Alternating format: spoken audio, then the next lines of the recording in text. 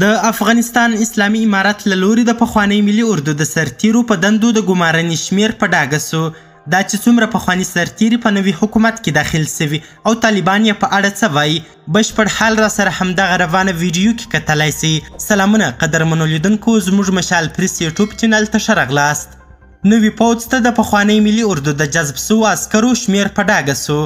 د افغانستان څخه د امریکایي ځواکونو له وتلو سره د افغانستان پخواني حکومت او پوځ سقوط وکړ. د طالبانو له راتګ او نوي حکومت د جوړېدو وروسته یوه تر ټولو زیاته پوښتل کېدونکې پوښتنه دا وه چې آیا نوی حکومت به د پخواني حکومت د پوځ عسکر په دندو وګماري او که نه.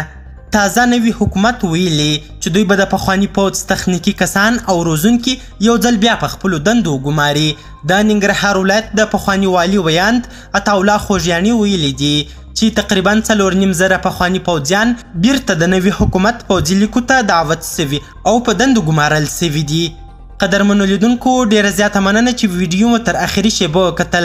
که چیرته په دې اړه تاسې د اسلامي امارت او پخواني اردو په اړه کوم نظر لري، خپل نظریات را سره همدغه ویډیو کې کمنټونو کې شریک کړي او د لا زیاتو او په زړه پورې خبري مطالبو لپاره زموږ همدغه مشال پریس یوټیوب چینل هم سبسکرایب کړي. تر بیا او بلې ویډیو ښه وخت او ښې چارې د الله په امان.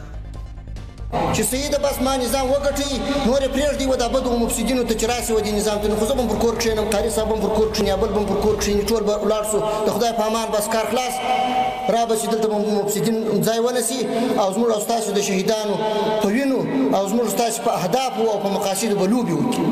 بیا دا تاسو ته ښه خوند درکوي.